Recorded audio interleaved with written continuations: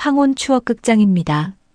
이번 화는 1966년 명작 영화 말띠 신부를 재구성한 오디오북입니다.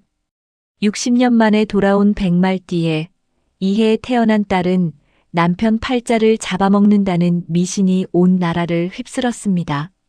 세 쌍의 신혼부부가 각기 다른 방식으로 이 미신에 맞서다가 거짓말과 오해 속의 위기를 맞지만 결국 서로에 대한 신뢰가 진짜 행복이라는 것을 깨닫게 됩니다. 웃음과 눈물이 교차하는 그 이야기 속으로 지금 들어가 봅니다. 들으시기 전에 구독과 좋아요 부탁드려요. 편하게 들으세요. 1장. 세 쌍의 말띠 신부. 서울 외곽의 작은 예식장에 웨딩 마치가 울려 퍼졌습니다. 낡은 스피커에서 흘러나오는 음악이 홀 전체를 가득 채웠습니다. 하객들이 고개를 돌려 입구를 바라보는 가운데 신부가 버질로드를 걸어 나왔습니다. 이복순, 35의 늦깎이 신부였습니다. 복순은 흰 웨딩드레스 자락을 살며시 들어올리며 한 발 한 발 내디뎠습니다. 10년을 기다린 순간이었습니다. 25의 홍기가 찼다던 시절, 30이 넘도록 시집을 못 가면 팔자가 드세다는 소리를 들어야 했습니다. 명절마다 친척들이 모이면 어김없이 같은 잔소리가 밥상 위를 오갔습니다. 복순이는 언제 시집 가냐, 저 나이에 아직도 혼자라니, 말띠에 노처녀면 시집 가기 더 힘들어. 복순은 웃으며 넘기는 법을 배웠습니다. 속으로는 피가 마르는 것 같았지만 얼굴에는 아무렇지 않은 표정을 지었습니다. 그렇게 10년을 버텨왔습니다. 오늘 그 세월이 끝났습니다. 단상 앞에서 신랑 박석두가 기다리고 있었습니다. 와이대 철학과 교수로 40을 앞둔 나이에 온화한 눈매와 말수가 적은 것이 특징인 남자였습니다. 중매로 처음 만났을 때 복수는 이 사람이라는 걸 직감했고 석두도 마찬가지였습니다. 공부만 하느라 홍기를 놓친 두 사람이 서로를 알아본 것뿐이었습니다. 복순이 석두 앞에 서자 하객들 사이에서 박수 소리가 터져 나왔습니다. 복순의 눈가에 눈물이 맺혔습니다. 오랜 서름을 씻어내는 눈물이었습니다. 뒤에서 울먹이는 소리가 들렸습니다. 복순의 어머니가 딸이 드디어 시집을 간다는 것에 감격하고 있었습니다. 복순이 석두의 손을 잡으며 속삭였습니다. 오늘부터 당신은 내 사람이에요. 늦었지만 더 열심히 살게요. 석두가 아내의 손을 꼭 잡으며 고개를 끄덕였습니다. 말없이 전하는 다짐이었습니다. 그런데 신랑 신부가 퇴장할 때 예식장에 이상한 음악이 울렸습니다. 축가 대신 베토벤의 운명 교향곡이 흘러나왔습니다. 다다다단. 운명이 문을 두드린다는 그 선율이 찢어질 듯 울려 퍼졌습니다. 하객들이 웅성거렸습니다. 무슨 일이지? 누가 음악을 틀었어? 복순의 어머니가 당황하며 두리번거렸습니다. 음향 담당자가 허둥지둥 기계를 만졌지만 음악은 멈추지 않았습니다. 그 불길한 선율이 예식장을 가득 채운 채 신랑 신부의 퇴장을 배웅했습니다. 같은 시각 서울 시내 한 건물 안 사주센터 사무실에서 역술가 김희갑이 마이크 앞에 앉아 있었습니다. 라디오 녹음이 진행 중이었습니다. 형광등 불빛 아래 두꺼운 역술책이 펼쳐져 있었습니다. 50대 중반의 김희갑은 턱수염을 기르고 한복을 갖춰 입고 있었습니다. 김희갑이 달력에 일하는 글자를 손가락으로 힘주어 짚었습니다. 1966년 병오년. 60년 만에 돌아오는 백말띠 해입니다. 그의 목소리가 녹음실에 울렸습니다. 근엄하면서도 경고하는 어조였습니다. 이 해에 태어나는 여자는 팔자가 세어서 남편을 잡아먹습니다. 각별히 조심하셔야 합니다. 김희갑이 손가락을 세워 흔들며 덧붙였습니다. 말띠 아내를 둔 남편들, 올해는 아이를 갖지 마시오. 백말띠 딸을 낳으면 집안이 망합니다. 이건 미신이 아니오. 예순갑자의 이치가 그렇소. 기미갑이 책장을 넘기며 말을 이었습니다. 1906년에도 백말띠해가 돌아왔는데 그에 태어난 여자들 때문에 집안이 망한 사례가 부지기수요. 역사가 증명하는 바이니 절대 가볍게 여기지 마시오. 그 녹음은 라디오 전파를 타고 온 나라로 퍼져나갔습니다. 가정집 라디오에서, 다방 스피커에서, 이발소 라디오에서 기미갑의 목소리가 울려 퍼졌습니다. 그 시각 화가 김근호의 집 거실에서는 다른 풍경이 펼쳐지고 있었습니다. 화가 김근호가 캔버스 앞에서 붓을 들고 있었습니다. 30대 초반의 젊은 화가로 열정적이고 다혈질적인 성격이었습니다. 장롱 위 라디오에서 기미갑의 목소리가 흘러나왔지만 근호는 귀를 기울이지 않았습니다. 그림에 집중하느라 붓끝이 캔버스 위를 부드럽게 미끄러지고 있었습니다. 그런데 부엌에서 쨍하고 그릇 깨지는 소리가 났습니다. 근호가 붓을 멈추고 고개를 돌렸습니다. 아내 백미애가 부엌 바닥에 주저앉아 있었습니다. 손에서 놓친 접시가 산산조각 나 흩어져 있었고 미애의 얼굴이 하얗게 질려 있었습니다. 근호가 왜 그러냐며 다가갔습니다. 미애는 라디오 쪽을 멍하니 바라보고 있었습니다. 기미갑의 경고가 끝나고 광고가 흘러나오는 중이었습니다. 미애의 머릿속에서 방금 들은 말이 맴돌았습니다. 백말띠에 딸을 낳으면 남편을 잡아먹는다. 남편이 불행해진다. 집안이 망한다. 미애 자신이 말띠였습니다. 그리고 지금은 병오년 60년 만에 돌아온 백말띠해. 게다가 신혼이라 언제든 아이를 가질 수 있는 상황이었습니다. 미애가 아무것도 아니라며 접시가 미끄러졌을 뿐이라고 애써 웃으며 일어났습니다. 하지만 손끝이 차갑게 식어 있었고 가슴이 쿵쾅거렸습니다. 근호는 아내의 표정이 이상하다는 것을 눈치채지 못한 채 깨진 접시 조각을 치우는 것을 도와주고 다시 화실로 돌아갔습니다. 미애는 싱크대에 손을 짚고 한참을 서 있었습니다. 라디오에서 흘러나온 말이 머릿속을 떠나지 않았습니다. 한편 윤상원의 집 부엌에서는 또 다른 반응이 일어나고 있었습니다. 남수인이 설거지를 하다가 손을 멈추었습니다. 라디오에서 흘러나온 기미갑의 말을 곱씹고 있었습니다. 20대 후반의 수인은 영악하고 계산적인 성격이었습니다. 눈썹이 날카롭게 올라가 있었고 입꼬리에는 늘 묘한 미소가 떠올라 있었습니다. 수인의 머릿속에서 방금 들은 말이 맴돌았습니다. 백말띠 딸을 낳으면 집안이 망한다는 경고. 수인의 눈가에 미소가 번졌습니다. 그녀 역시 말띠였습니다. 하지만 미애처럼 두려워하지 않았습니다. 오히려 눈이 반짝거렸습니다. 이건 좋은 핑계가 되겠네. 수인이 혼잣말을 중얼거렸습니다. 고무 장갑을 벗으며 거실 쪽을 흘끔 바라봤습니다. 남편 윤상원이 소파에 앉아 텔레비전을 보고 있었습니다.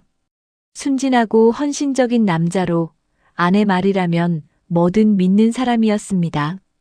수인의 머릿속에서 계략이 굴러가기 시작했습니다. 임신했다고 하면 조심해야 한다며 집안일을 안 해도 되겠지. 임산부가 무리하면 안 된다고 하면 남편이 다 해줄 거야.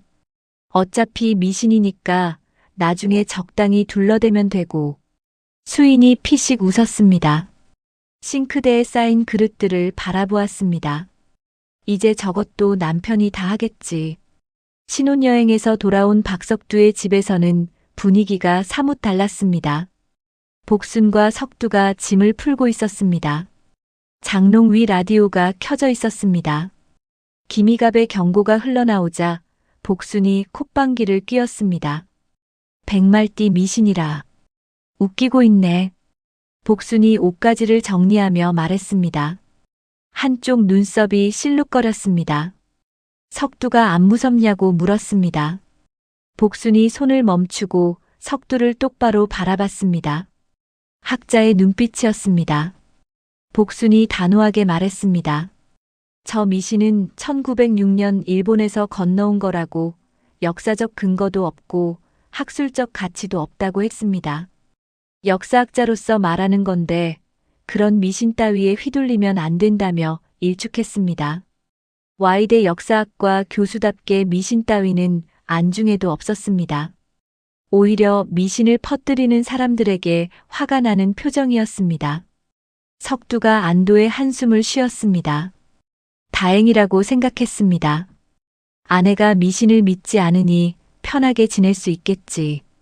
그런데 복순이 석두 쪽으로 다가왔습니다. 눈빛이 묘하게 빛났습니다.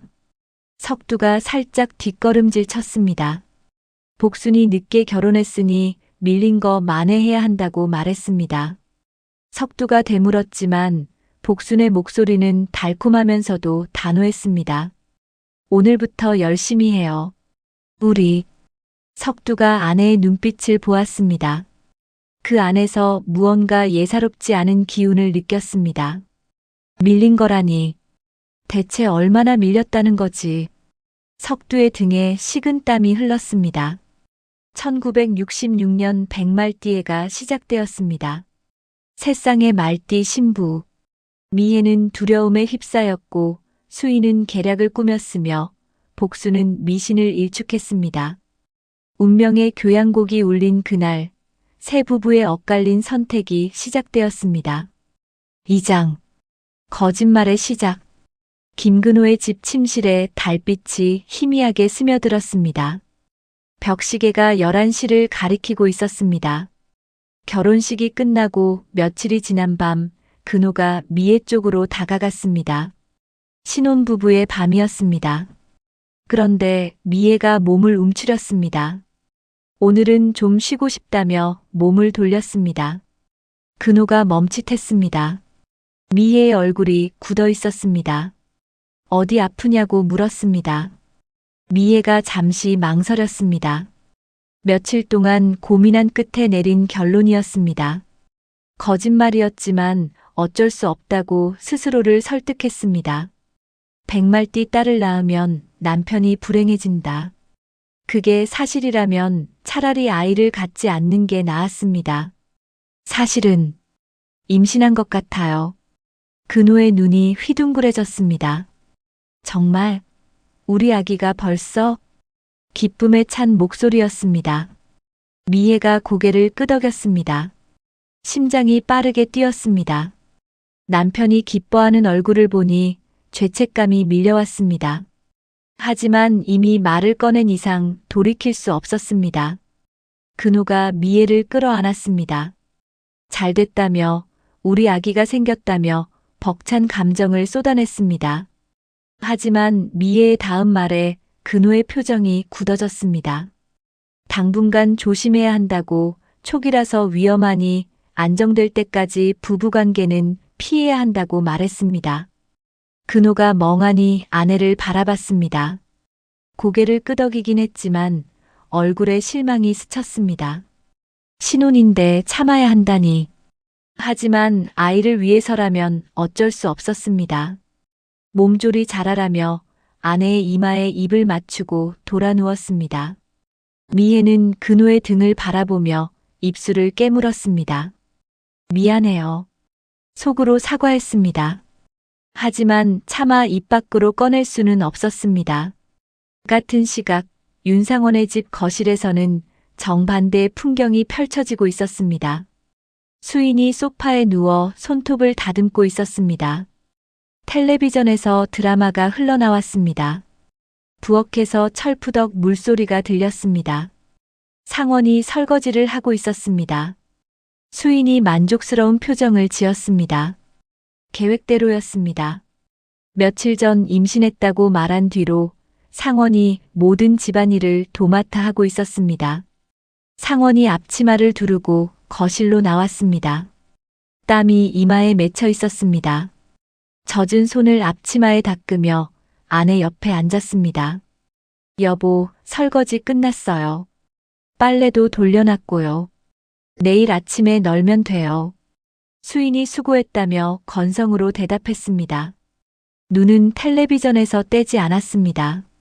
상원이 배는 불편하지 않냐고, 입덧은 없냐고, 걱정스러운 눈으로 아내를 바라봤습니다. 수인이 아직 괜찮다고 태연하게 대답했습니다. 속으로는 코웃음을 쳤습니다. 입덧이 있을 리가 없었습니다. 임신이 아니니까. 상원이 아내의 손을 잡았습니다. 진지한 표정이었습니다. 당신은 푹 쉬어요. 임산부가 무리하면 안 되잖아. 집안일은 내가 다 할게요. 수인이 고개를 끄덕였습니다. 이렇게 편할 수가 없었습니다. 남편의 순진한 얼굴을 보니 살짝 미안한 마음이 들었지만 그 마음은 금세 사라졌습니다. 미신 따위 믿을 리 없었습니다. 그저 좋은 핑계가 생긴 것뿐이었습니다. 박석두의 집 침실에서는 상황이 정반대였습니다. 석두가 침대 끝에 앉아 숨을 헐떡이고 있었습니다. 눈 밑에 다크서클이 짙게 내려앉아 있었고 식은땀이 등을 타고 흘렀습니다. 복순이 옆에서 석두의 어깨를 주물렀습니다. 벌써 지쳤냐고 물었습니다. 석두가 괜찮다고 힘없이 대답했습니다. 신혼 첫 주가 지나도록 복순의 열정은 식을 줄 몰랐습니다. 밤마다 석두를 놓아주지 않았습니다. 35까지 혼자 지낸 세월을 만회하려는 것 같았습니다. 늦게 결혼했으니까 밀린 거 만회해야죠. 우리한테 시간이 없잖아요. 복순이 눈을 반짝이며 말했습니다. 석두가 쓴웃음을 지었습니다. 아내의 말이 맞긴 했습니다. 하지만 몸이 따라주지 않았습니다. 40 앞둔 나이에 밤마다 이렇게 지치다니. 다음 날 아침, 석두가 비틀거리며 부엌으로 나왔습니다. 다리에 힘이 없어 벽을 짚고 겨우 걸었습니다. 복순이 냄비 앞에서 무언가를 끓이고 있었습니다. 코를 찌르는 냄새가 났습니다. 약재 냄새 같기도 하고 동물 냄새 같기도 했습니다. 이게 뭐야? 석두가 물었습니다. 복순이 활짝 웃으며 돌아봤습니다. 정력 칵테일이에요. 뭐?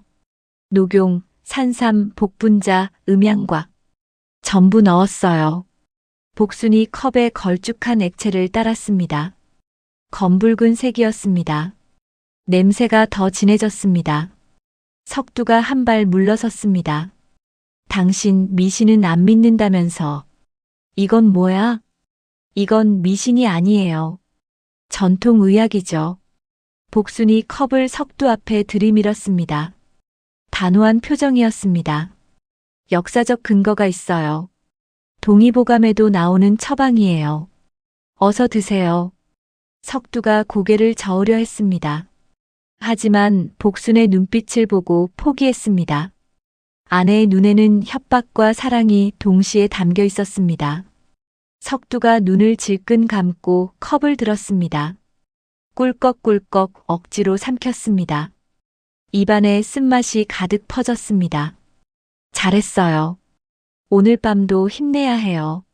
석두의 얼굴이 창백해졌습니다. 며칠이 더 지났습니다.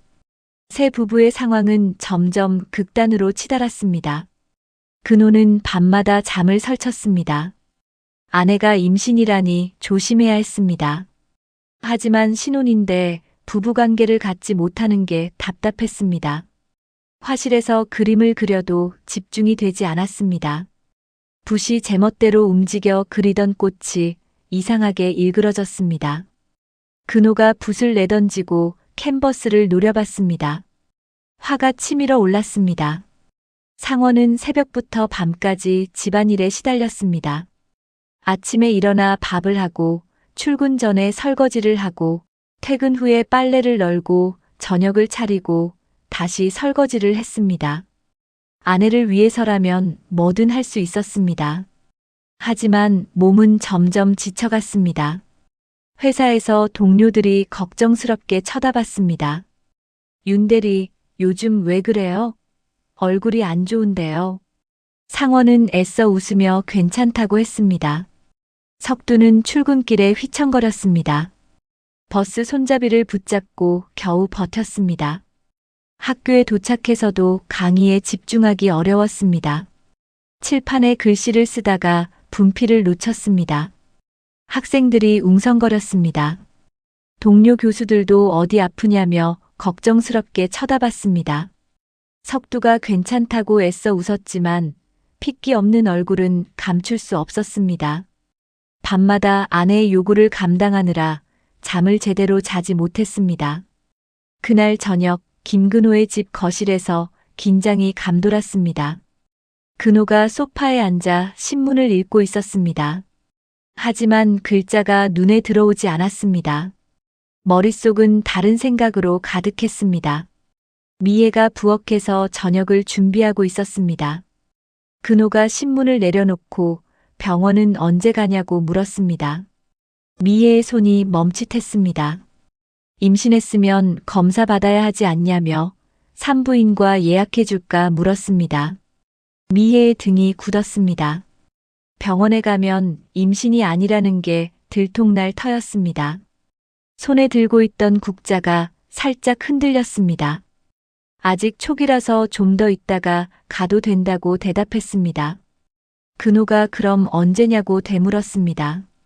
미애가 다음 달쯤이라고 안정기 들어가고 나서 가는 게 좋다고 친구한테 들었다며 애써 태연하게 대답했습니다. 근호가 고개를 끄덕였습니다. 아내의 말을 믿었습니다. 하지만 미애는 불안했습니다.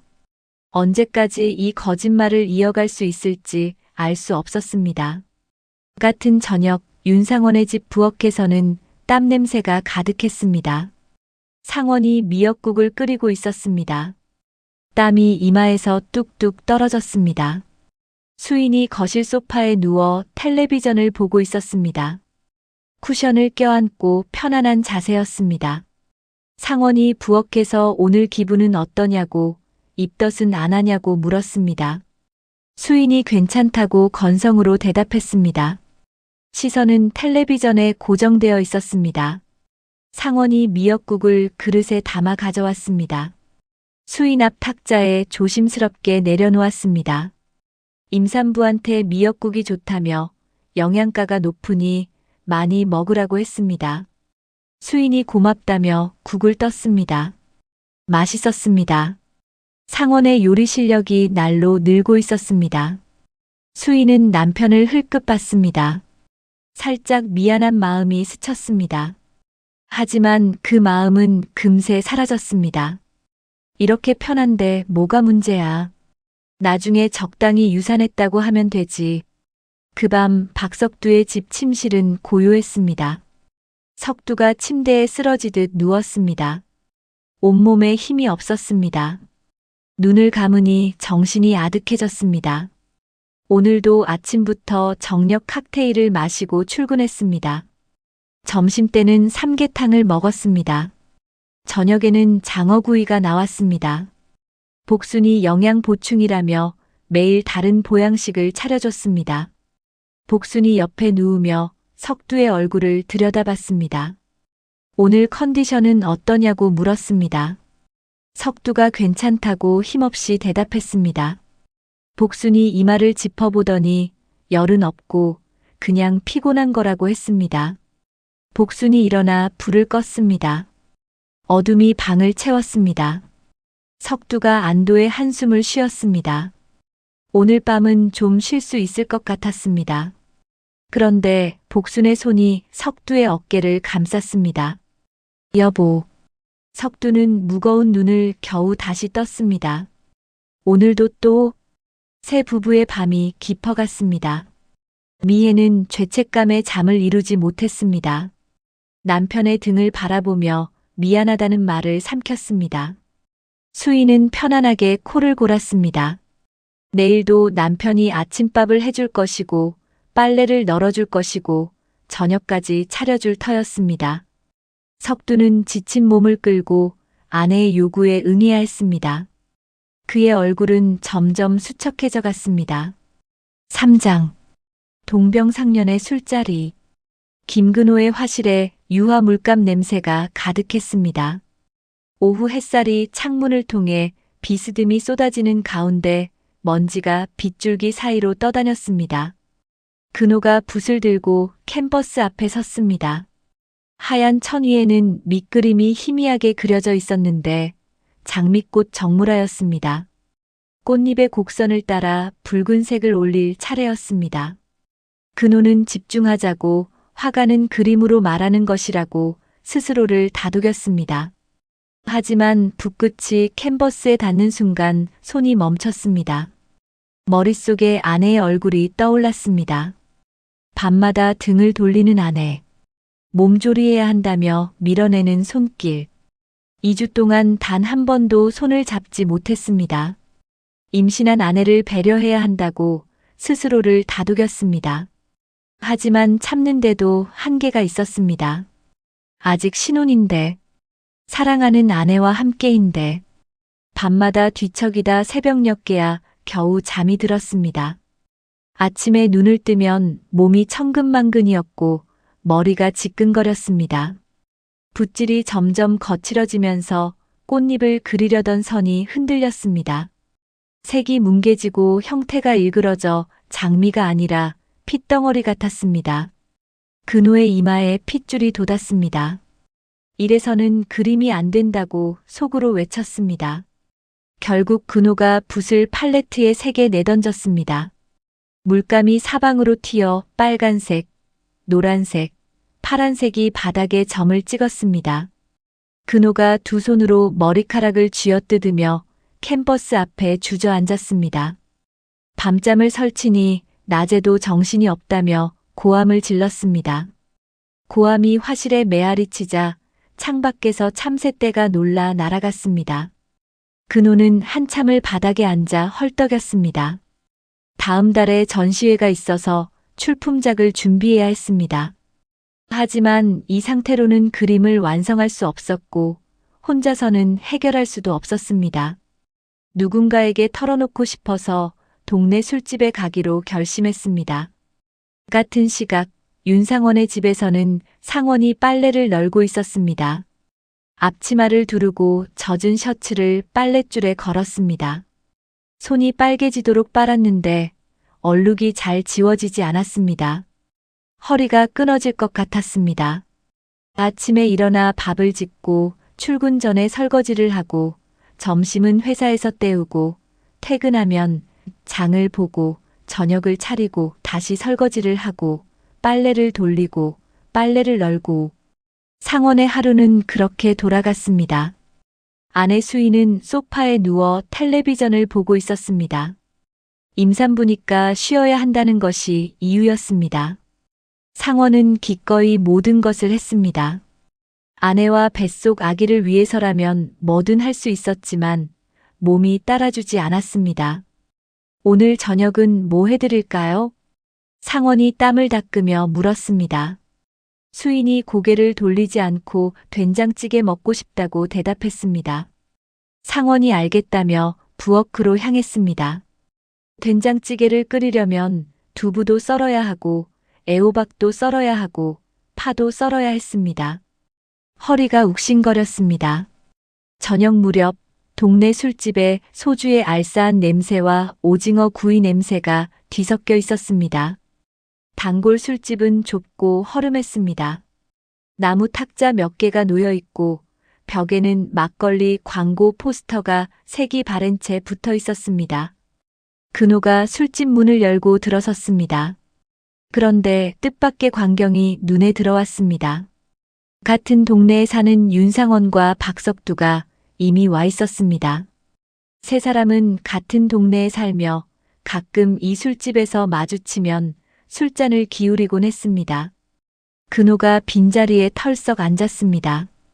주인 아주머니가 소주잔을 내려놓았습니다. 근호가 소주를 단숨에 들이키고 잔을 탁자에 탁 내려놓았습니다. 나 오늘 진짜 답답해서 왔어. 밤마다 참느라 미치겠어. 상원이 맞장구를 치며 깊은 한숨을 내쉬었습니다. 저도요. 아내가 임신이라 손도 못 대고 집안일만 하다 보니 허리가 끊어질 것 같아요. 석두가 소주잔을 기울이며 탄식했습니다. 그의 눈 밑에 다크서클이 여전히 짙게 내려앉아 있었습니다. 나도 밤마다 힘들어 죽겠네. 세 남자가 서로를 바라보며 공감의 눈빛을 나눴습니다. 동병상련이었습니다. 아, 다들 힘들구나. 나만 힘든 게 아니구나. 그런데 오해가 시작되었습니다. 근호와 상원은 석두도 자기들처럼 아내 때문에 못해서 힘든 줄 알았습니다. 아내가 임신해서 잠자리를 못하는 줄 알았습니다. 하지만 석두는 정반대였습니다. 너무해서 힘든 것이었습니다. 아내가 밤마다 요구해서 기력이 바닥난 것이었습니다. 석두는 그 말을 차마 꺼내지 못했습니다. 신혼인데 남편이 힘들다고 하면 자랑처럼 들릴 것 같았고 체면도 서지 않았습니다.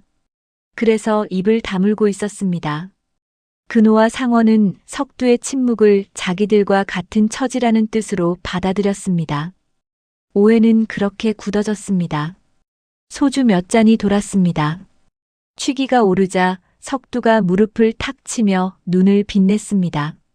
기가 막힌 방법이 있어. 근호와 상원이 호기심 어린 눈으로 석두를 바라봤습니다. 우리 마누라가 매일 아침 절구를 찢는데 그거 보니까 힘이 엄청 드는 운동이더라고. 새벽에 절구를 찢는 거야. 기운을 쓰면 밤에 편해지거든. 석두가 손으로 절구 찢는 신용을 하며 쿵쿵쿵 소리를 냈습니다. 그 모습에 근호의 눈이 반짝였습니다. 정력을 소모하면 욕구가 줄어들겠군. 상원도 무릎을 쳤습니다. 그거 좋네요. 기운을 빼면 밤에 덜 힘들겠어요. 석두는 대답하지 않았습니다. 속으로 다른 생각을 하고 있었습니다. 석두의 본심은 체력을 길러서 밤을 버티자는 것이었습니다. 아내의 요구를 감당하려면 체력이 필요했습니다. 절구질은 힘든 운동이니까 체력을 기르는데 도움이 될 터였습니다. 같은 말, 완전히 다른 의미. 오해는 더 깊어졌습니다. 다음 날 새벽 박석두의 집 마당에 이른 아침에 차가운 공기가 감돌았습니다. 동이 트기 전 아직 검푸른 하늘 아래 세 남자가 마당에 모였습니다. 입에서 하얀 김이 피어올랐습니다. 석두가 절구공이를 높이 들어 힘차게 내리쳤습니다. 쿵 하는 둔탁한 소리가 새벽 공기를 가르며 절구 안에서 쌀이 으깨지는 소리가 났습니다. 이렇게 기운을 쓰면 밤에 편해진다니까. 자, 따라해봐. 근호와 상원이 절구공이를 잡았습니다. 처음이라 서툴러서 공이가 빗나가기도 하고 팔이 후들거리기도 했습니다. 근호가 힘껏 내리쳤는데 절구 옆을 치고 말았습니다. 쌀알이 마당에 튀었습니다. 근호가 생각보다 어렵다며 투덜거렸습니다. 상원도 동의하며 한숨을 쉬었습니다. 화가의 손과 회사원의 손은 절구질에 익숙하지 않았습니다. 하지만 매일 새벽 모여 운동을 했습니다. 쿵쿵쿵 절구 찢는 소리가 새벽 마을에 울려 퍼졌습니다. 땀이 등을 타고 흘렀고 이마에서 땀방울이 뚝뚝 떨어졌습니다. 이웃집 할머니가 대문 밖으로 고개를 내밀며 새벽부터 무슨 소리냐고 투덜거렸습니다. 석두가 죄송하다고 고개를 숙였지만 운동은 계속되었습니다. 닭이 울기 전에 시작해서 해가 뜰 무렵 끝났습니다. 세 남자의 헐떡임과 땀 냄새가 마당을 가득 채웠고 셔츠가 흠뻑 젖었습니다. 일주일이 지났습니다. 근호가 헐떡이며 무릎에 손을 짚고 석두에게 효과가 있냐고 물었습니다. 석두가 진심으로 대답했습니다. 덕분에 밤이 한결 수월해졌다고 했습니다. 근호와 상원이 부러운 눈빛으로 바라봤습니다. 하지만 그들에게는 효과가 없었습니다. 아무리 운동을 해도 밤이 되면 욕구가 치솟았습니다. 아내에게 다가가고 싶은 마음이 사라지지 않았습니다. 오히려 운동 후 피로가 쌓여 더 힘들었습니다. 석두만 효과를 봤습니다. 체력이 늘어서 아내의 요구를 감당할 수 있게 된 것이었습니다. 밤이 한결 수월해진 것은 사실이었습니다. 하지만 그 이유는 근호와 상원이 생각하는 것과 완전히 달랐습니다. 새 남편의 새벽 운동은 계속되었습니다. 쿵쿵쿵 절구 찢는 소리가 마을의 새벽을 깨웠습니다. 박석두의 집에서는 복순이 창문 너머로 남편을 지켜봤습니다. 새벽부터 운동을 하다니 기특했습니다. 덕분에 남편의 체력이 좋아진 것 같았습니다. 밤마다 예전처럼 지쳐 쓰러지지 않았습니다.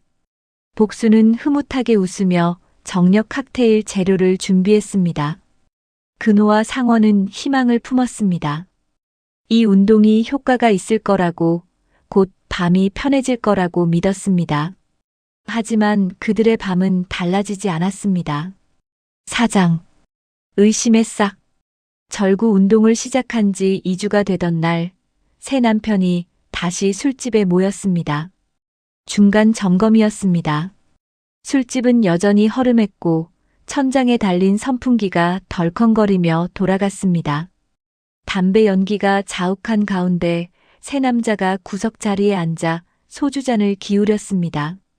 근호가 소주잔을 비우며 한숨을 쉬었습니다. 효과가 없어. 아무리 운동해도 밤이 되면 똑같아. 상원도 한숨을 내쉬었습니다. 저도요. 새벽마다 절구 찢느라 허리는 아픈데 밤에는 여전히 뒤척여요.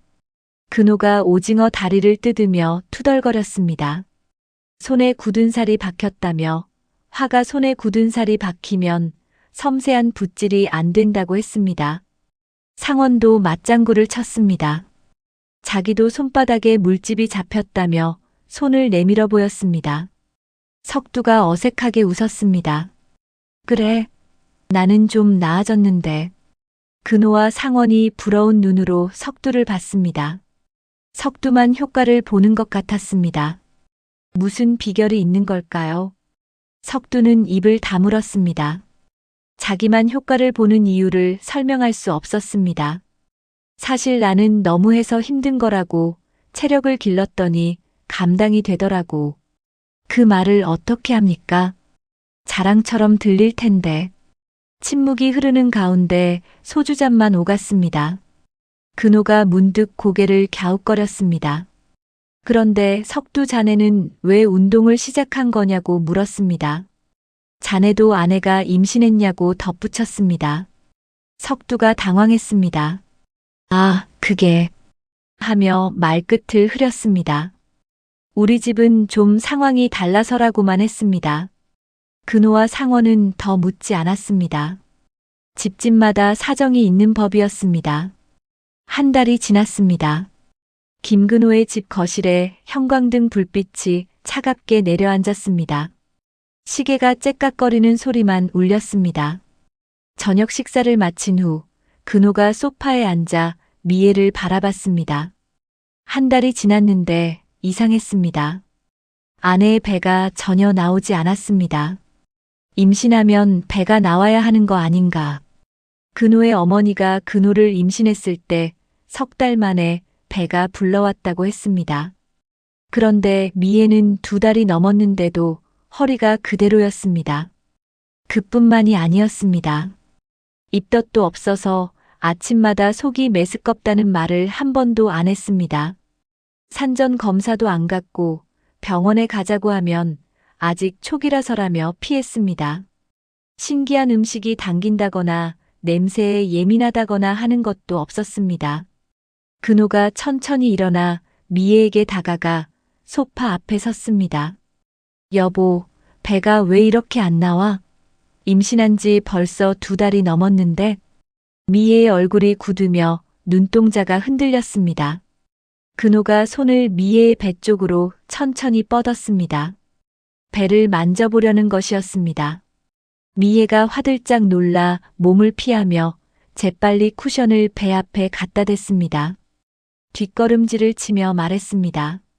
아직 초기라서 그래요. 사람마다 달라요. 조심해야 해요.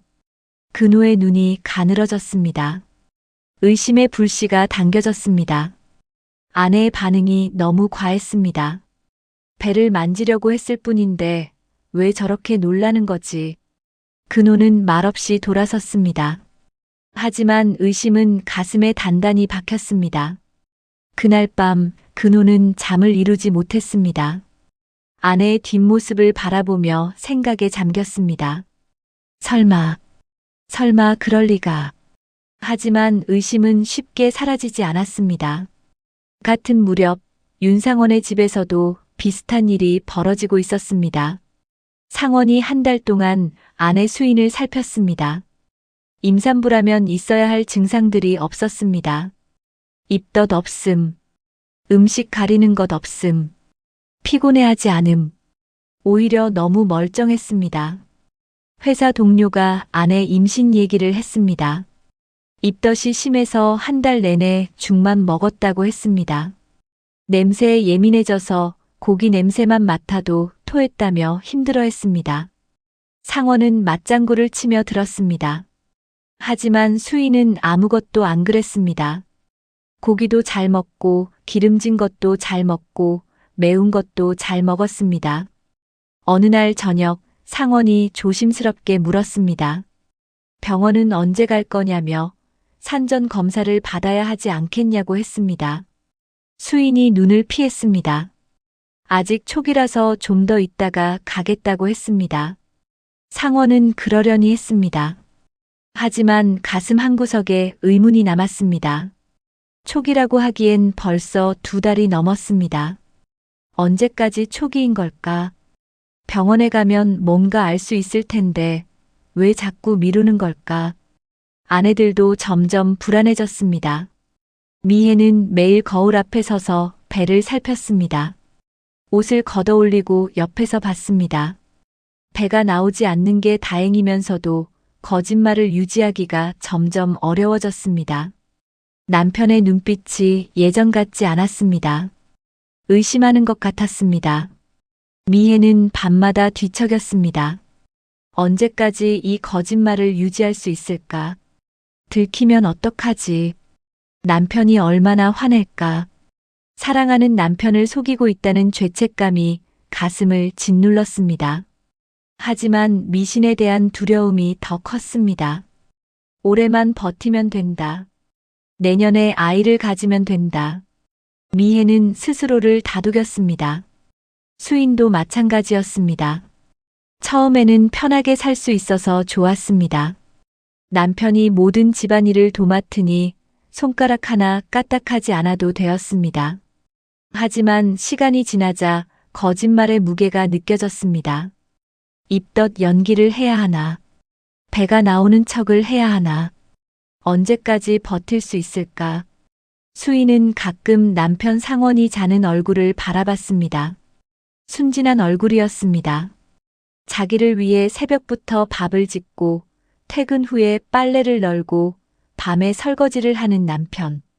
손이 거칠어지고 허리가 휘어가는 남편. 미안한 마음이 스쳤다가 사라졌습니다.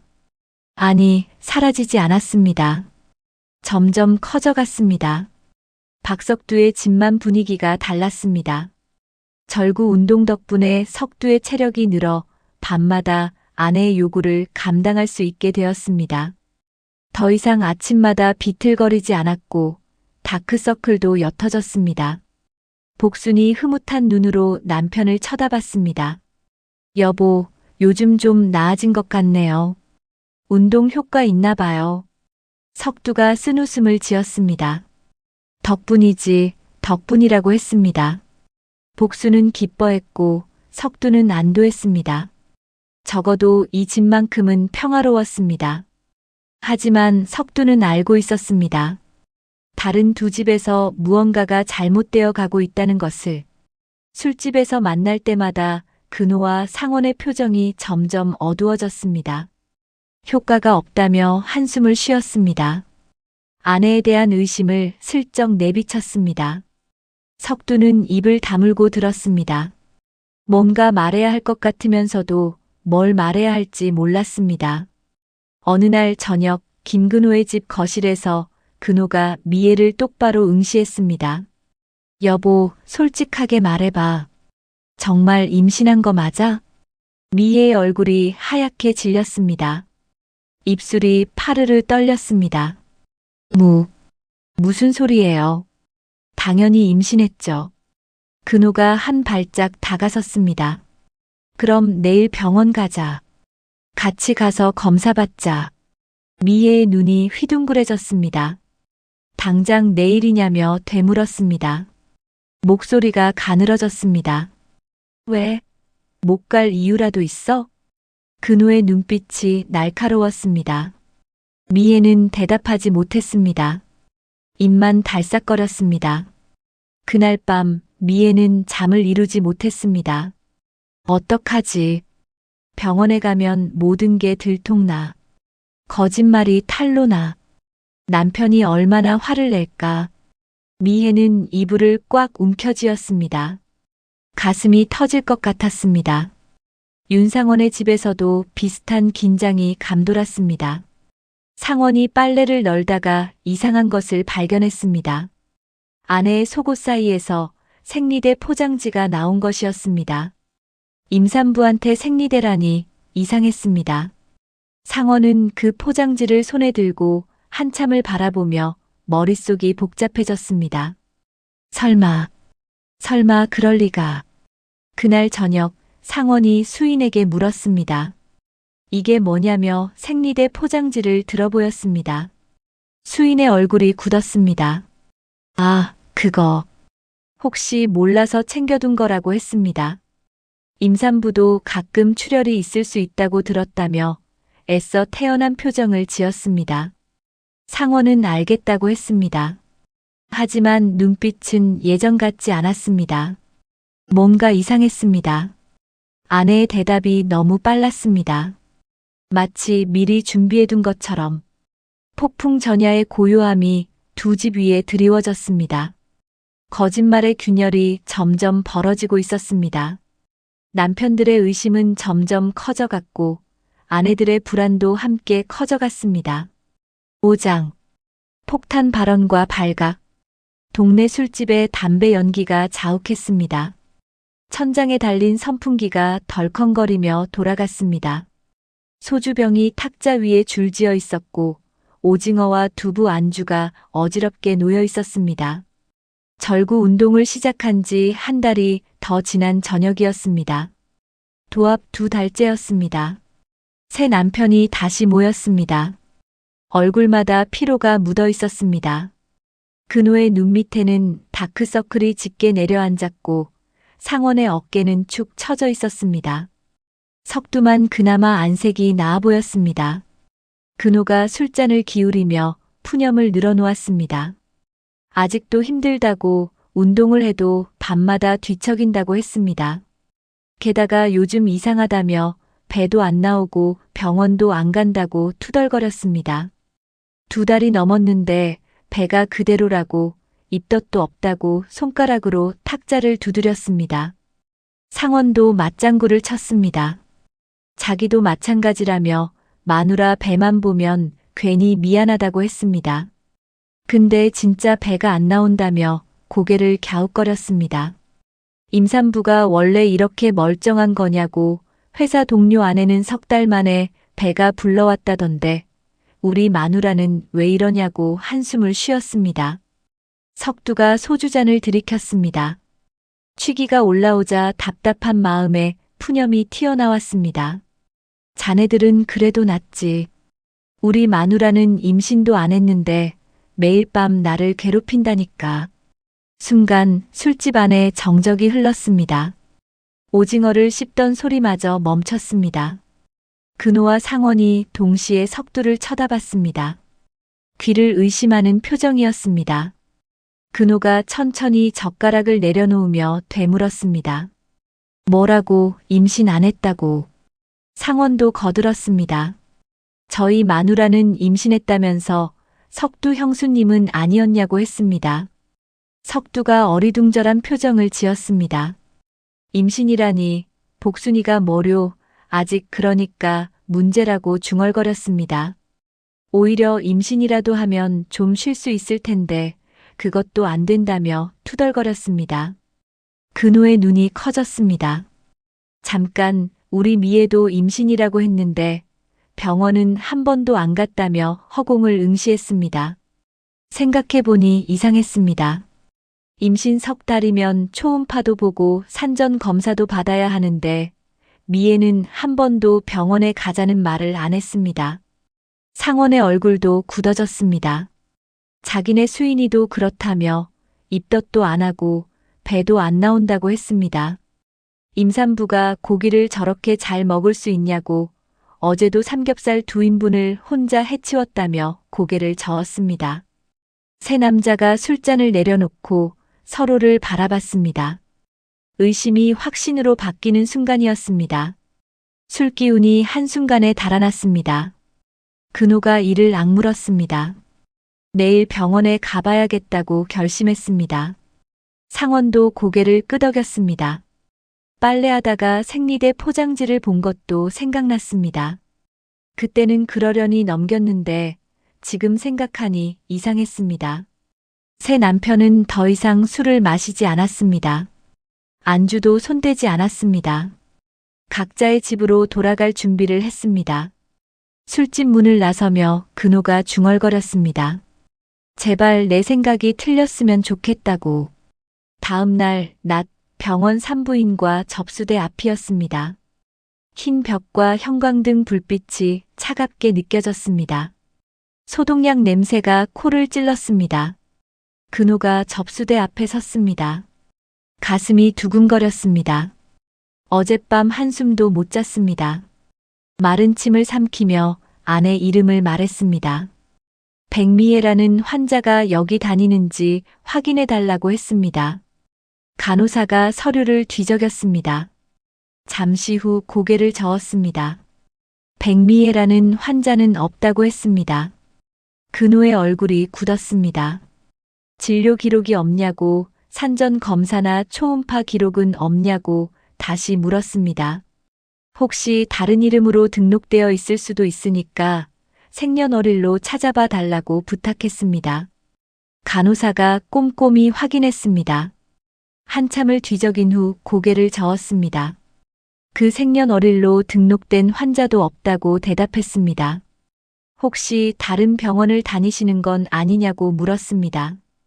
근호의 얼굴이 시뻘겋게 달아올랐습니다. 주먹이 불끈 쥐어졌습니다. 거짓말이었습니다. 임신이 처음부터 거짓말이었던 것입니다. 2달 동안 참고 또 참았는데 그게 다 헛것이었습니다.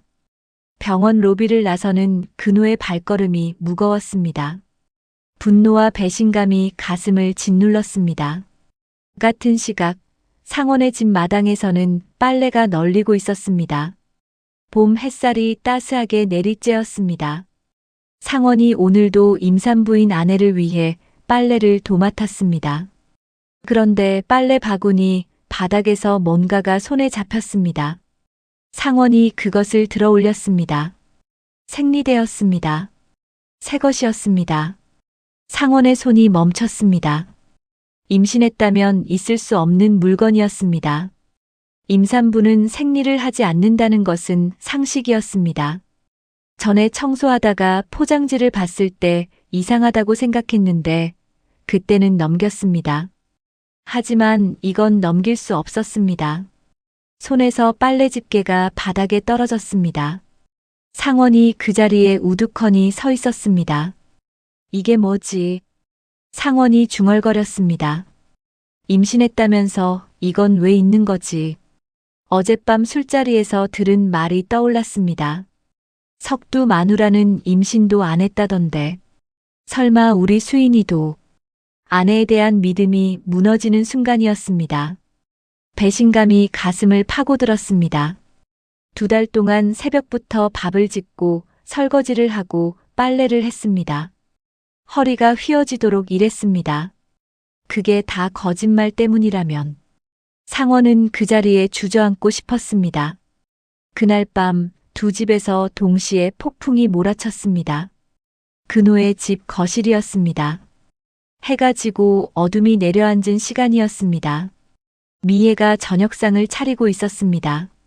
된장찌개가 보글보글 끓고 있었습니다. 근호가 현관문을 박차고 들어왔습니다. 문이 벽에 부딪히며 쾅 소리가 났습니다. 미애가 놀라 돌아봤습니다.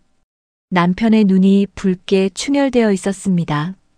왜 그러냐고 묻는 미애에게 근호가 성큼성큼 다가왔습니다. 그리고 탁자를 주먹으로 내리쳤습니다. 꽃병이 쓰러지고 물이 쏟아지며 꽃이 바닥에 흩어졌습니다. 된장찌개 냄비가 흔들렸습니다. 날 이렇게까지 속이다니. 근호가 이를 갈며 말했습니다. 임신이 거짓말이었냐고, 2달 동안 연극을 한 거냐고 따져 물었습니다. 미애의 얼굴이 하얗게 질렸습니다. 다리가 풀려 뒷걸음질 쳤습니다. 벽에 등이 닿았습니다. 자기 말 좀 들어보라며 손을 내밀었지만 근호는 막무가내였습니다. 오늘 병원에 갔다 왔다고 근호가 소리쳤습니다. 백미애라는 환자는 없다더라고, 기록이 하나도 없다더라고 목소리를 높였습니다. 왜 그랬는지 말해보라고, 나를 바보로 만들려고 한 거냐고 따졌습니다. 미애가 입술을 달싹거렸습니다. 말이 나오지 않았습니다. 근호가 계속 몰아붙였습니다. 2달 동안 참고 또 참았다고 했습니다. 임산부라서 조심해야 한다길래 그래서 참았다고, 밤마다 뒤척이며 괴로워했다고 소리를 질렀습니다. 새벽에 절구까지 찧었다고, 손에 굳은 살이 박히도록 운동했다고 분통을 터뜨렸습니다. 미애가 울음을 터뜨렸습니다. 무릎이 꺾이며 바닥에 주저앉았습니다. 백말띠에라서 그랬다고, 딸을 낳으면 남편이 불행해질까봐 무서웠다고 해명했습니다. 당신이 행복했으면 좋겠어서 그랬다고, 미신이 무서웠다고 눈물을 쏟았습니다. 하지만 근호는 듣지 않았습니다. 분노가 귀를 막고 있었습니다. 미신이 뭐가 중요하냐고, 나한테 말했어야지, 혼자 결정하고 혼자 거짓말하면 어떡하냐고 소리쳤습니다. 그리고 문을 박차고 방으로 들어가 버렸습니다. 미애가 거실 바닥에 털썩 앉아 울었습니다. 쏟아진 물이 발끝을 적셨습니다. 꽃잎이 물 위에 떠다녔습니다. 같은 시각, 상원의 집에서도 비슷한 광경이 펼쳐졌습니다. 상원이 낮에 발견한 생리대를 탁자 위에 내려놓았습니다. 수인이 저녁을 차리다가 멈칫했습니다. 얼굴이 창백해졌습니다. 이게 뭐냐고 상원이 물었습니다. 설명해 보라고 했습니다. 침착하지만 서늘한 어조였습니다. 수인이 입술을 깨물었습니다. 변명할 말이 떠오르지 않았습니다. 눈동자가 이리저리 흔들렸습니다. 상원이 다시 물었습니다. 임신했다면서 이게 왜 있냐고, 임산부가 생리를 하냐고 따졌습니다.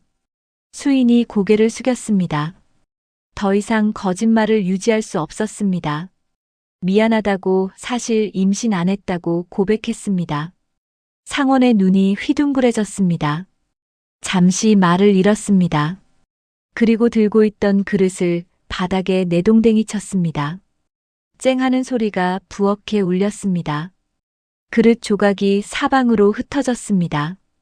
내가 뭘 했는지 알기나 하냐고 상원이 소리쳤습니다. 새벽부터 일어나서 밥하고 출근 전에 설거지하고 퇴근 후에 빨래했다며 목청을 높였습니다. 허리가 끊어질 것 같았다고, 손이 빨개지도록 빨래를 빨았다고 울분을 쏟아냈습니다. 당신은 뭐 했냐고 상원이 따졌습니다. 소파에 누워서 텔레비전만 봤잖냐고, 손톱이나 다듬고 있었잖냐고 소리쳤습니다. 수인이 고개를 더 숙였습니다. 눈물이 뺨을 타고 흘렀습니다. 미안하다고, 게을러서 그랬다고 작게 대답했습니다. 상원의 눈에서 분노와 허탈함이 뒤섞였습니다. 두 집 모두 냉전에 돌입했습니다. 아내들은 울며 변명했지만 남편들은 듣지 않았습니다. 냉랭한 침묵이 두 집을 뒤덮었습니다. 6장.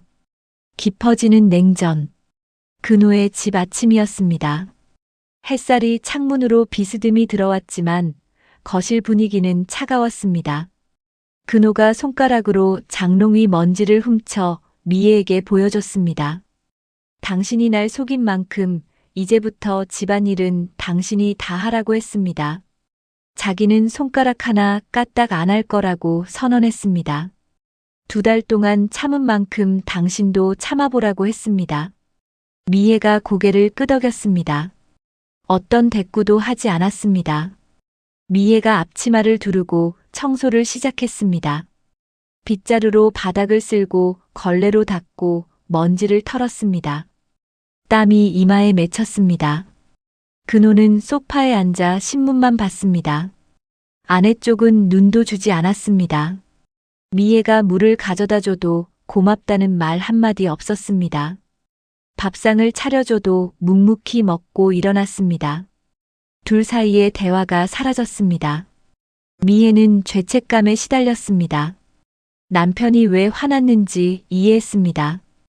2달 동안 속였으니까요. 하지만 미신이 무서웠던 거라고, 남편이 불행해질까봐 그랬던 거라고 말하고 싶었습니다. 그노는 여전히 듣지 않았습니다. 밤이 되면 더 괴로웠습니다. 그노가 등을 돌리고 누웠습니다. 미애가 말을 걸어도 대답하지 않았습니다. 숨소리만 어둠 속에서 들렸습니다. 미애는 남편의 넓은 등을 바라보며 눈물을 삼켰습니다. 상원의 집 아침도 마찬가지였습니다. 상원이 팔짱을 끼고 소파에 털썩 앉았습니다. 다리를 꼰 채 벽 쪽을 바라보며 말했습니다. 이제 자기가 어떤 기분이었는지 알겠냐고. 당신 시중만 들었는데 그게 다 거짓말 위해서였다며 한숨을 쉬었습니다. 수인이 고무장갑을 끼고 산더미 같은 설거지를 했습니다. 그릇이 부딪히는 소리가 부엌에 울렸습니다. 어젯밤 저녁 그릇부터 오늘 아침 그릇까지 쌓여 있었습니다. 눈물을 훔치며 그릇을 닦았습니다. 상원은 분노와 허탈함 사이에서 흔들렸습니다. 아내가 미신 때문에 그런 줄 알았는데 게으름 때문이었다니. 미신도 안 믿으면서 핑계로 삼았다는 사실이 더 화가 났습니다. 속았다는 느낌이 가시지 않았습니다.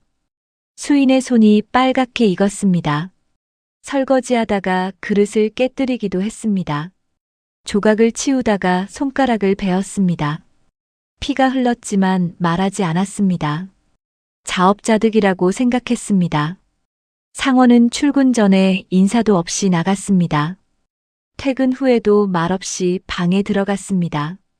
수인이 저녁을 차려놔도 혼자 먹고 일어났습니다. 둘 사이의 대화가 사라졌습니다. 석두의 집만 사정이 달랐습니다. 석두는 술자리에서 다른 두 아내의 거짓 임신 사실을 들었습니다. 집에 돌아와 복순에게 다른 집 일이 좀 복잡해서 오늘은 좀 쉬어야겠다고 말했습니다. 복순이 눈을 깜빡였습니다. 다른 집 일이 뭐냐고 물었습니다. 우리 일도 아닌데 왜 당신이 힘들어 하냐고 했습니다. 석두가 이불을 획 뒤집어 쓰고 벽 쪽으로 돌아 누웠습니다. 여자들이란 생각할 게 있다고만 했습니다. 속으로는 다른 생각을 하고 있었습니다. 이 핑계로 오늘 밤은 쉴 수 있겠다는 안도감이 밀려왔습니다. 2달 동안 밤마다 시달렸습니다. 절구 운동 덕분에 체력이 늘긴 했지만 여전히 힘들었습니다. 며칠만이라도 쉴 수 있다면 좋겠다고 생각했습니다. 복수는 영문을 몰랐습니다. 남편의 어깨를 잡아 흔들며 무슨 일이냐고, 자기한테 화난 거냐고 물었습니다. 혹시 내가 뭘 잘못했냐고 눈을 크게 떴습니다. 석두는 대답하지 않았습니다. 잠든 척했습니다. 복수는 한참 남편의 등을 바라보다가 한숨을 쉬며 누웠습니다. 눈물이 베개를 적셨습니다. 냉전이 사흘째 이어졌습니다. 닷새째, 그리고 일주일째. 그노는 미애와 눈도 마주치지 않았습니다. 같은 집에 살면서 남남처럼 지냈습니다. 밥상에 마주 앉아도 말이 없었습니다. 숟가락 소리만 부딪혔습니다. 미애가 말을 걸면 퉁명스럽게 한마디 하고는 방으로 들어가 버렸습니다. 미애는 혼자 밥을 먹었습니다. 입맛이 없었습니다. 된장찌개가 짜게 느껴졌습니다. 남편이 좋아하던 음식을 차려도 반응이 없었습니다. 미애의 볼이 홀쭉하게 패였습니다. 잠을 제대로 잘 수 없었습니다. 근호는 화실에서 그림을 그렸습니다. 하지만 붓질이 엉망이었습니다. 분노가 손끝에서 떨어지지 않았습니다. 캔버스에 물감을 거칠게 칠하다가 붓을 던지기도 했습니다. 그림이 제대로 될 리가 없었습니다. 전시회가 다가오고 있었습니다. 하지만 출품작은 엉망이었습니다. 근호는 답답했습니다. 아내 때문에 집중이 안 됐습니다. 아내를 용서해야 그림에 집중할 수 있을 것 같았지만 쉽게 용서가 되지 않았습니다. 상원도 수인과 냉랭하게 지냈습니다. 아침마다 문 닫는 소리만 남기고 나갔습니다. 수인이 말을 걸어도 대답조차 하지 않을 때가 많았습니다. 회사에서도 상원은 멍했습니다. 업무에 집중이 안 됐습니다. 서류를 보다가 실수를 하기도 했습니다. 상사에게 혼나기도 했습니다. 동료가 괜찮냐고 물었지만 괜찮다고만 대답했습니다. 집안 사정을 말할 수는 없었습니다. 수인은 매일 울었습니다. 설거지하다가 빨래 널다가 밥 짓다가 눈물이 났습니다. 미신 핑계를 댄 것이 너무 창피했습니다. 솔직하게 게을러서 그랬다고 말했어야 했습니다. 거짓말이 거짓말을 낳아 이 지경이 된 것이었습니다. 수인의 손이 망가졌습니다. 2달 동안 놀았던 대가였습니다. 설거지 물에 손이 트고 빨래하다가 손톱이 부러졌습니다. 하지만 불평하지 않았습니다. 당연한 벌이라고 생각했습니다. 석두는 계속 다른 집 일을 핑계로 잠자리를 피했습니다. 사흘째, 닷새째, 일주일째. 복순의 불안이 점점 커졌습니다. 복순은 혼자서 생각에 잠겼습니다. 내가 뭘 잘못했을까? 너무 세게 나갔나? 정력 칵테일이 문제였나? 밤마다 요구한 게 부담이었나? 온갖 생각이 머릿속을 맴돌았습니다. 하지만 남편은 말을 안 하니까 알 수가 없었습니다. 복순이 석두에게 다가가 손을 잡으려 했습니다. 석두가 피했습니다. 신문으로 얼굴을 가리며 한숨을 쉬었습니다. 여보, 도대체 무슨 일이냐고 복순이 물었습니다. 나한테 화난 거냐며 눈을 크게 떴습니다. 일주일째 날 피하잖아요. 신혼인데 왜 이러냐고 목소리가 떨렸습니다. 석두는 아니라고 그냥 좀 복잡하다고만 대답했습니다. 복순의 눈에 눈물이 맺혔습니다. 신혼인데 남편이 일주일째 피하고 있었습니다. 뭔가 잘못된 것 같았지만 뭐가 잘못됐는지 알 수 없었습니다. 남편이 말을 안 해주니까 속이 터질 것 같았습니다. 석두도 점점 거짓말을 유지하기 어려워졌습니다. 복순의 눈물 어린 눈을 보면 가슴이 찔렸습니다. 하지만 진실을 말하기가 창피했습니다. 사실 피곤해서 그랬다고 어떻게 말합니까? 신혼인데 남편이 피곤하다니. 체면이 허락하지 않았습니다. 남자로서 자존심이 상했습니다. 복수는 결국 시어머니께 전화를 걸었습니다. 수화기를 들고 번호를 돌렸습니다. 신호음이 울렸습니다. 어머니, 저예요. 복순이 울먹이며 말했습니다. 시어머니가 무슨 일이냐고 물었습니다. 석두가 요즘 이상해요. 복순이 눈물을 흘리며 말했습니다. 일주일째 말도 안 하고 등만 돌리고 자요. 제가 뭘 잘못했는지 모르겠어요. 시어머니는 신혼부부 사이에 무슨 일이 있겠냐며 걱정하지 말라고 했습니다. 남자들이 원래 그렇다고 좀 지나면 괜찮아질 거라고 위로했습니다. 하지만 복순의 불안은 가시지 않았습니다. 전화를 끊고 나서도 눈물이 멈추지 않았습니다. 냉전 일주일째 되던 날 밤이었습니다. 근호의 집에서 미애가 혼자 부엌에 앉아 있었습니다. 불 꺼진 부엌에서 달빛만 창문으로 스며들었습니다. 식탁 위에 차가운 밥그릇이 놓여 있었습니다. 남편이 먹다 남긴 밥이었습니다. 미혜는 무릎을 끌어안고 한참을 생각했습니다. 일주일 동안 남편의 차가운 눈빛을 받으며 살았습니다. 말 한마디 나누지 못했습니다. 같은 집에 살면서 답답하기만 했습니다. 신혼인데 이게 뭐냐고, 결혼하길 잘한 거냐고 회의가 들었습니다. 그러다가 문득 깨달았습니다. 자기가 먼저 잘못했다는 것을요. 남편을 속인 것은 자기였습니다. 미신이 무서웠다는 핑계를 댔지만 진짜 문제는 따로 있었습니다. 남편을 믿지 못한 것이었습니다. 혼자 결정하고 혼자 거짓말했습니다. 남편과 상의했어야 했습니다. 남편에게 솔직하게 말해야겠다고 결심했습니다. 미신 때문이라는 핑계 말고 진짜 속마음을요. 두려웠던 것, 혼자 결정한 것, 남편을 믿지 못한 것, 그 모든 것을 털어놓아야 했습니다. 이대로는 안 되겠다고 생각했습니다. 용기를 내야 했습니다. 상원의 집에서도 수인이 비슷한 생각을 하고 있었습니다. 부엌에서 설거지를 하다가 멈췄습니다. 거품이 묻은 손을 바라봤습니다. 일주일 전만 해도 이 손은 부드러웠습니다. 지금은 거칠어졌습니다. 손등이 트고 손톱 끝이 깨져 있었습니다. 수인은 거울을 봤습니다. 얼굴이 헬쑥해졌습니다. 볼이 푹 꺼지고 눈가가 어두워져 있었습니다. 일주일 동안 제대로 잠을 못 잤습니다. 남편의 차가운 등을 보며 밤새 울었습니다. 게으름 때문이었다고 솔직히 말해야겠다고 결심했습니다.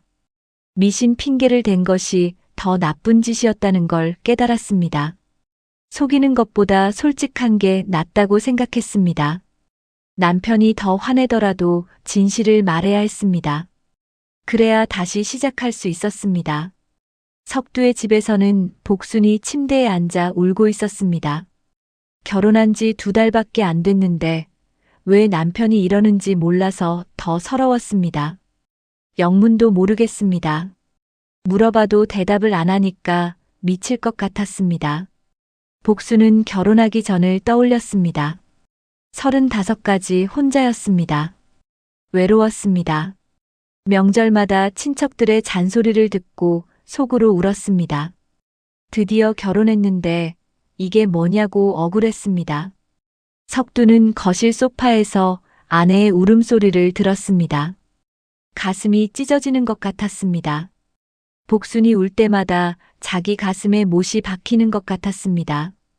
더 이상 거짓말을 유지할 수 없었습니다. 내일은 솔직하게 말해야겠다고 결심했습니다. 창피해도 어쩔 수 없었습니다.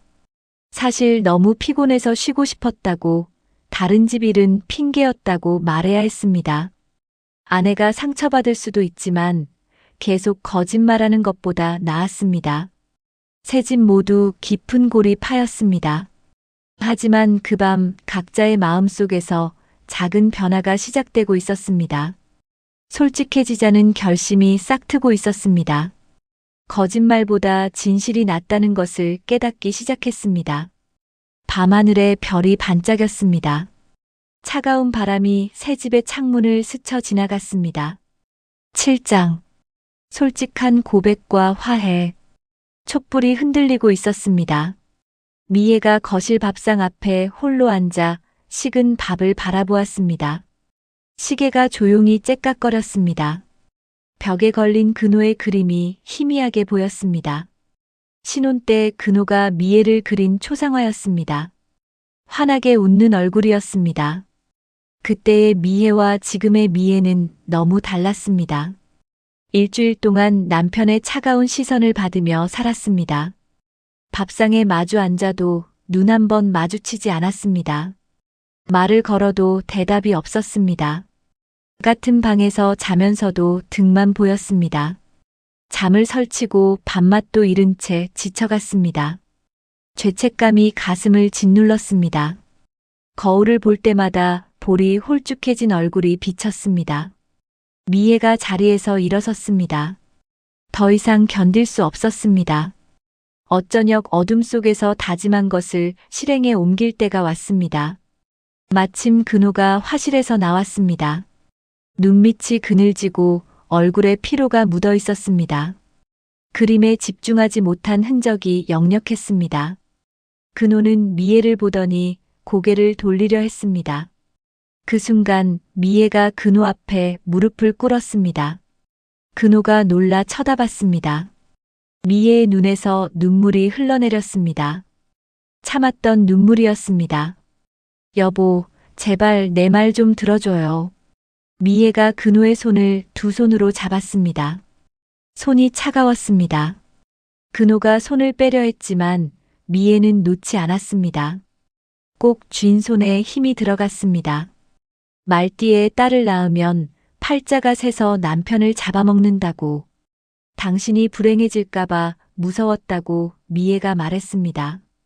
라디오에서 역술가가 그랬다며 오래 임신하면 안 된다고 했다며 목소리를 떨었습니다. 할머니도 그랬다고 여자가 미신 무시하면 집안이 망한다고 했다며 눈물을 흘렸습니다. 근호가 고개를 돌렸습니다. 하지만 미애는 말을 멈추지 않았습니다. 지금 멈추면 영영 말할 수 없을 것 같았습니다. 그런데 지금 생각하면 미신 때문이 아니었다고 미애가 이어 말했습니다. 자기가 두려웠던 거라고 혼자 결정하고 혼자 거짓말한 게 잘못이었다고 고백했습니다. 당신을 믿지 못한 거라고 혼자 짐을 지려고 했던 게 교만이었다고 말했습니다. 미애가 근호의 손을 더 세게 잡았습니다. 당신한테 말했어야 했다며 미애가 울먹였습니다. 무섭다고 어떡하면 좋겠냐고 의논했어야 했다고 했습니다. 혼자 결정하고 혼자 거짓말하면서 당신을 믿지 않은 거라며 잘못을 인정했습니다. 미안하다고, 정말 미안하다고 눈물을 쏟았습니다. 근호의 굳었던 표정이 조금씩 풀렸습니다. 아내의 눈물을 봤습니다. 진심이라는 것을 알았습니다.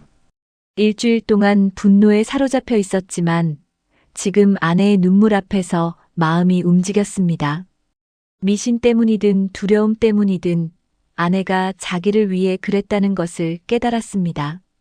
방법이 틀렸을 뿐이었습니다. 근호가 천천히 아내의 손을 감싸 쥐었습니다. 차가웠던 손에 온기가 돌아왔습니다. 미신이 뭐가 중요하냐고 근호가 말했습니다. 당신이 무서웠으면 나한테 말했어야지. 혼자 결정하고 혼자 거짓말하면 어떡하냐고 했습니다. 목소리가 부드러워져 있었습니다. 미애가 고개를 끄덕이며 울었습니다. 미안하다고, 앞으론 뭐든 같이 결정하겠다고 약속했습니다. 다시는 혼자 짐을 지지 않겠다고, 당신을 믿겠다고 맹세했습니다. 근호가 아내를 일으켜 세워 안았습니다. 미애가 근호의 가슴에 얼굴을 묻고 울었습니다. 일주일 동안 쌓인 눈물이었습니다. 근호의 셔츠가 젖어갔습니다. 하지만 근호는 아내를 더 꼭 안았습니다. 촛불이 두 사람의 그림자를 벽에 비쳤습니다. 그림자가 하나로 겹쳐졌습니다. 나도 미안하다고 근호가 속삭였습니다. 일주일 동안 너무 매몰차게 굴었다고, 당신 마음을 이해하려 하지 않았다고 했습니다. 미애가 고개를 저었습니다. 당신이 화낼 만했다고, 자기가 잘못한 거라고 말했습니다. 두 사람은 한참을 껴안은 채 서 있었습니다. 촛불이 다 타들어갈 때까지 놓지 않았습니다. 같은 시각, 상원의 집 부엌에서 미역국 끓는 냄새가 퍼지고 있었습니다. 그런데 국을 끓이는 것은 상원이 아니라 수인이었습니다. 한 달 넘게 남편이 해주던 일을 처음으로 자기 손으로 해본 것입니다. 미역이 너무 많이 들어가고 국물이 좀 짜고 불 조절도 서툴렀지만 정성을 담은 첫 국이었습니다. 수인이 국자로 국을 떠서 상원에게 조심스럽게 건넸습니다. 손이 살짝 떨렸습니다. 여보, 이거 먹어요. 상원이 의아한 눈으로 수인을 봤습니다. 일주일 동안 아내가 이렇게 다가온 적이 없었습니다. 국그릇을 받아들며 아내의 얼굴을 살폈습니다. 수인의 눈가가 붉어져 있었습니다. 수인이 눈을 내리깔며 말했습니다. 사실은 미신 핑계댄 거라고 고백했습니다. 솔직히 집안일 안 하고 싶었다고 게을러서 당신한테 다 떠넘긴 거라고 했습니다. 목소리가 작아졌습니다. 상원의 눈이 커졌습니다. 수인이 계속 말했습니다. 미신은 처음부터 안 믿었다고 했습니다. 백말띠가 뭐가 무섭냐고 그냥 좋은 핑계가 생긴 것 같아서 그랬다고 털어놓았습니다. 라디오에서 역술가 말을 듣고 이거다 싶었다고 당분간 편하게 살 수 있겠다 싶어서 거짓말했다고 인정했습니다. 수인이 고개를 숙였습니다. 진짜 미안하다고 자기가 정말 나쁜 년이라고 했습니다. 당신이 새벽부터 밥하고 설거지하고 빨래하는 거 보면서도 뻔뻔하게 소파에 누워 있었다고 손톱이나 다듬으면서 텔레비전 봤다고 고백했습니다. 생각할수록 자기가 너무 나쁘다고 눈시울을 붉혔습니다. 상원은 한참 침묵하다가 국그릇을 탁자에 내려놓았습니다. 수인이 움찔하며 또 화를 낼까봐 몸을 움츠렸습니다. 그런데 상원이 어이없다는 듯 웃음을 터뜨렸습니다. 수인이 놀라 올려다봤습니다. 그래서 그랬던 거냐고, 미신이 아니었냐고 상원이 물었습니다. 목소리에 분노가 아니라 허탈함이 묻어 있었습니다. 수인이 고개를 끄덕였습니다. 네, 저 정말 나쁜 년이라고 다시 말했습니다. 상원이 한숨을 쉬었습니다. 그리고 젓가락을 내려놓고 아내의 손을 감싸 쥐었습니다. 나쁜 년이긴 하다며 상원이 말했습니다. 진짜 나쁜 년이라고 덧붙였습니다. 수인이 고개를 더 숙였습니다. 그런데 상원이 이어 말했습니다. 근데 솔직하게 말해줘서 고맙다고 했습니다. 수인이 눈물을 글썽이며 남편을 올려다봤습니다. 앞으로는 진짜로 하겠다고 약속했습니다. 밥도 하고 설거지도 하고 빨래도 하겠다고 했습니다. 다시는 게으름 피우지 않겠다고 당신처럼 열심히 하겠다고 다짐했습니다. 상원이 피식 웃었습니다. 빨래는 자기가 더 잘한다며 잘 널어야 마른다고 했습니다. 당신은 널 때 대충 널잖아요. 그러면 옷이 쭈글쭈글해진다고 농담을 던졌습니다. 수인이 울음 섞인 웃음을 터뜨렸습니다. 그래도 배울 거라고 당신한테 배워서 잘 널겠다고 말했습니다. 두 사람이 웃으며 껴안았습니다. 미역국이 식어가고 있었지만 상관없었습니다. 솔직한 고백이 화해의 시작이었습니다. 상원이 식은 미역국을 떠먹으며 짜다고 투덜거렸습니다. 수인이 다음엔 덜 짜게 끓이겠다고 약속했습니다. 석두의 집 침실에서는 복순이 더 이상 참지 못하고 있었습니다. 일주일째 잠자리를 피하고 말도 안 해주는 남편을 보며 복순은 뭔가 잘못됐다는 걸 느꼈습니다. 더 이상 가만히 있을 수가 없었습니다. 복순이 석두의 어깨를 잡고 억지로 돌려 세웠습니다. 눈을 똑바로 쳐다봤습니다. 여보, 솔직히 말하라고 복순이 다그쳤습니다. 다른 집 일이 뭐가 그렇게 중요해서 나한테 이러냐고 일주일째 날 피하잖냐고 따졌습니다. 오늘 안 말하면 나 진짜 친정 간다고 이혼하자고 할 거라고 엄포를 놓았습니다. 석두의 얼굴이 하얗게 질렸습니다. 이혼이라는 말에 정신이 번쩍 들었습니다. 석두는 한참을 망설이며 입술을 깨물었습니다. 체면과 진실 사이에서 갈등이 일었지만 아내를 잃을 수는 없다는 생각에 천천히 입을 열었습니다. 미안하다고 사실 다른 집 일 때문이 아니라고 했습니다. 핑계댄 거라고 고백했습니다. 목소리가 모기만큼 작았습니다. 복순의 눈이 커졌습니다. 뭐라고, 그럼 왜 그랬냐고 물었습니다. 목소리가 높아졌습니다. 석두가 시선을 피하며 말했습니다. 피곤했다고 했습니다. 당신이 밤마다. 나도 힘들었는데 말을 못했다고 털어놓았습니다. 신혼이라 열심히 해야 할 것 같았는데 체력이 안 됐다고 마흔을 앞둔 나이에 매일 밤은 무리였다고 고백했습니다. 복순이 멍해졌습니다. 잠시 말을 잃었습니다. 석두가 이어 말했습니다. 신혼인데 남편이 힘들다고 하면 체면이 안 서지 않냐고 남자로서 자존심이 상해서 말을 못했다고 했습니다. 그래서 다른 집 핑계대고 쉰 거라고 했습니다. 미안하다고 고개를 숙였습니다. 복순의 눈에서 눈물이 흘렀습니다. 하지만 슬픈 눈물이 아니었습니다. 바보 같은 사람이라고 왜 진작 말 안 했냐고 복순이 소리쳤습니다. 당신이 힘들면 쉬어야지 왜 핑계를 대고 나를 헷갈리게 했냐고 따졌습니다. 복순이 석두의 가슴을 주먹으로 툭툭 쳤습니다. 답답함과 미안함이 뒤섞인 투정이었습니다. 나도 당신 생각 안 한 거 미안하다고 복순이 말했습니다. 혼자 좋다고 밀어붙였다며 눈물을 닦았습니다. 당신 체력 생각 안 하고 나만 생각했다고 반성했습니다.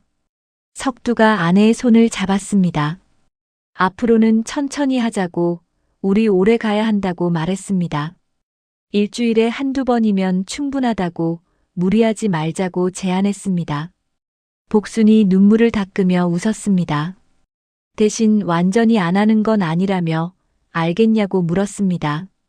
일주일에 2번은 해야 한다고, 그건 양보 못한다고 선을 그었습니다.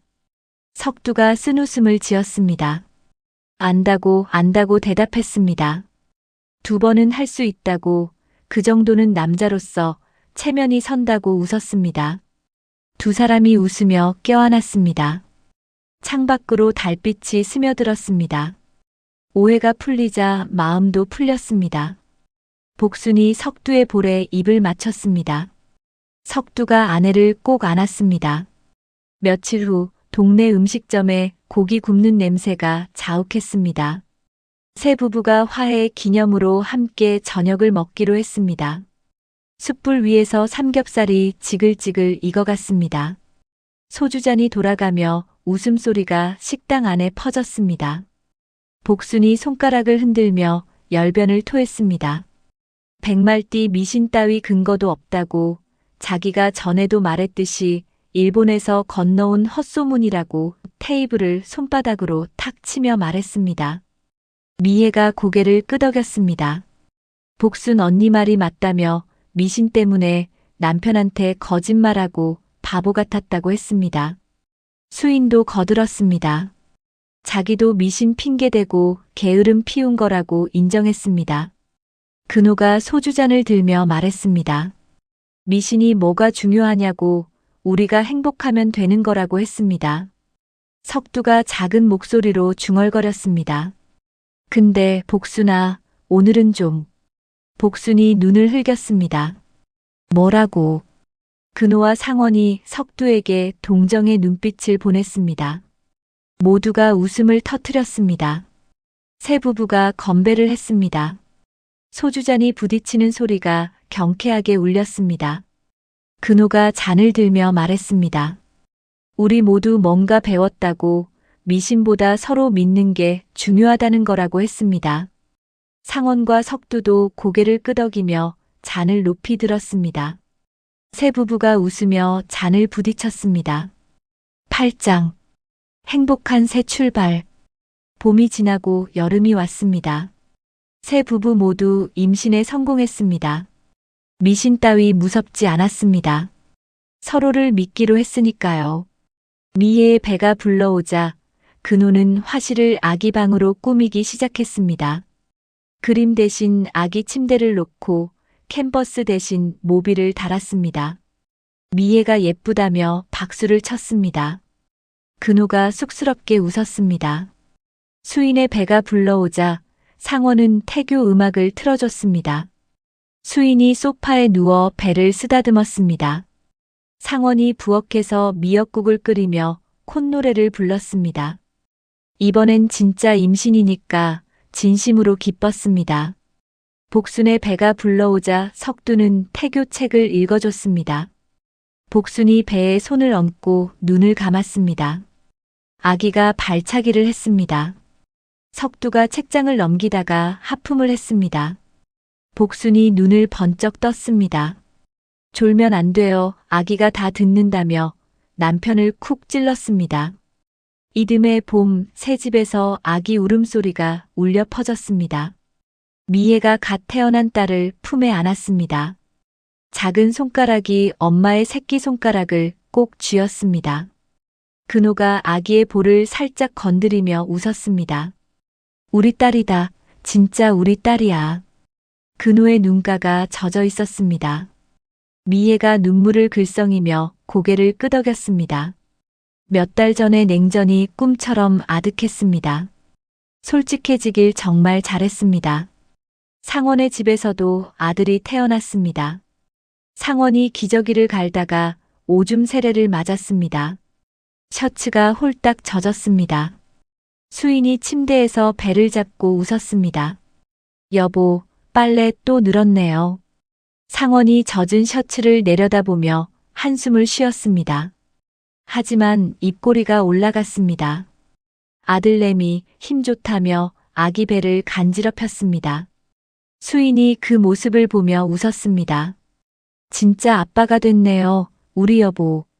복순의 집에서는 딸이 태어났습니다. 복순이 아기를 석두에게 건네며 말했습니다. 여보, 우리 말띠 딸이에요. 석두가 조심스럽게 아기를 안았습니다. 혹시 떨어뜨릴까봐 팔에 힘을 주었습니다. 작은 손이 석두의 손가락을 움켜쥐었습니다. 아 하는 탄성이 새어나왔습니다. 이렇게 작은 손이 있구나. 복순이 눈을 빛냈습니다. 우리 딸은 미신 따위에 휘둘리지 않게 키울 거라고 선언했습니다. 논리적이고 당당한 여자로요. 석두가 쓴웃음을 지었습니다. 엄마 닮으면 되겠다고 대답했습니다. 복순이 갑자기 속삭였습니다. 여보, 둘째는 언제쯤? 석두의 얼굴이 하얗게 질렸습니다. 복순이 킥킥 웃었습니다. 농담이라며 일단 이 아이 젖대고 생각하자고 했습니다. 석두가 가슴을 쓸어내렸습니다. 그 무렵 사주센터 사무실에서 라디오 녹음이 진행되고 있었습니다. 마이크 앞에 앉은 남자가 헛기침을 했습니다. 연초에 백말띠 미신을 경고했던 바로 그 역술가였습니다. 청취자 여러분, 제가 올해 초에 뭐라고 했는지 기억하시오? 남자가 잠시 뜸을 들였습니다. 백말띠에 태어난 딸은 남편 팔자를 잡아먹는다고 했지요. 근데 말이요, 올해 태어난 아기들 보시오. 다들 건강하고 예쁘지 않소? 마이크를 향해 몸을 기울였습니다. 미신이란 게 그런 거요. 믿으면 두렵고 안 믿으면 아무것도 아니오. 당신 인생은 별자리가 결정하는 게 아니오. 당신이 결정하는 거요. 남자가 피식 웃었습니다. 내년에도 찾아뵙겠소. 그때는 또 무슨 미신이 유행할지 모르겠지만 겁먹지 마시오. 미신은 믿는 사람만 잡아먹는 거요. 녹음이 끝났습니다. 빨간 불이 꺼졌습니다. 남자가 의자에서 일어나 창밖을 내다봤습니다. 가을 하늘이 높고 푸르렀습니다. 새 집에서 아기들의 웃음소리가 퍼져나갔습니다. 미애는 더 이상 미신을 두려워하지 않았습니다. 남편을 믿기로 했습니다. 수인은 게으름을 접었습니다. 남편과 함께 살림을 나눴습니다. 복수는 남편의 체력을 이해했습니다. 밤보다 낮의 대화가 중요하다는 것을 알았습니다. 1966년 백말띠해. 미신의 그림자가 드리웠던 해였습니다. 하지만 새 부부는 두려움 대신 솔직함을 선택했습니다. 거짓말 대신 믿음을 선택했습니다. 창밖으로 가을 햇살이 쏟아졌습니다. 아기들이 세상에 첫 울음을 터뜨린 그해, 미신의 그림자는 사라지고 웃음만 남았습니다. 미신보다 무서운 건 거짓말이고 거짓말보다 강한 건 솔직한 마음이었습니다. 지금까지 황혼 추억 극장이었습니다. 다시 한번 구독과 좋아요 부탁드립니다. 끝까지 청취해 주셔서 고맙습니다.